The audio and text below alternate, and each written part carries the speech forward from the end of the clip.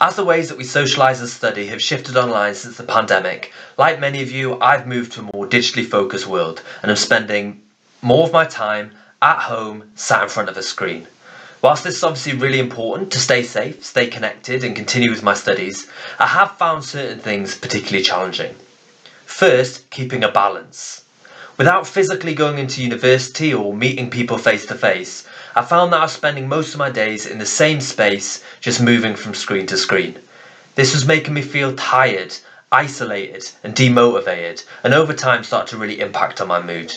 By taking regular breaks away from my screen and getting out of the house, this helped me to feel more positive, more energised, and just helped me to stop worrying about the future. So go for a walk, phone a friend, listen to music, make a cup of tea, whatever it is that helps you to relax and recharge. Getting a balance is really important. I've found it especially important to establish a healthy, balanced working routine from home, with clear boundaries both for myself and others about when I'm online and when I'm offline. Second, maintaining socially distanced relationships. At times I found it challenging to maintain relationships digitally. Sometimes I felt under pressure by the expectation that because I'm at home, I should be constantly available to respond to messages. At other times, I've just felt because I'm at home, I don't really have anything new to say, and communicating with others feels like a bit of a chore. Video calls might feel overwhelming and strange too, particularly if you don't have suitable space or resources, or if you're experiencing mental health difficulties. Communicating on video without the normal social cues can feel strange and exacerbate some of those anxieties around saying or doing the wrong thing. It's really important to get the right balance so that you can continue to stay connected digitally, but in a way and at a time that feels right for you. Third, balancing social media. So whilst I've been unable to socialise in person, social media has become a more important way for me to stay connected and keep in touch. But constantly seeing stories from the news and from my friends has at times felt overwhelming or worrying or even frustrating, and has prevented me from focusing on my studies or just relaxing.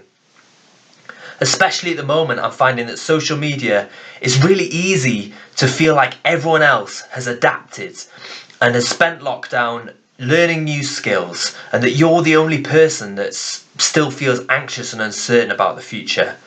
It's not true, but it can quickly start to feel isolating and affect your mood.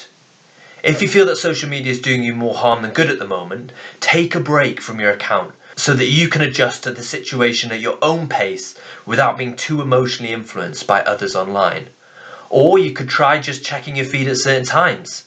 I've stopped checking my social media before I go to bed, and I find that this has really helped me to sleep better. Remember, your university, academic tutors and support services have all worked hard to put in place online systems to allow you to digitally socialise, study and receive support. These platforms might feel strange and confusing and unfamiliar, but find the courage to engage with whatever your university has to offer digitally, whilst also experimenting with what will work best for you and your well-being. Be clear about your needs and resources to see what adjustments can be made. By remaining mindful of your own well-being whilst digitally studying and socialising, you'll be well placed to adapt and adjust to university in this new context.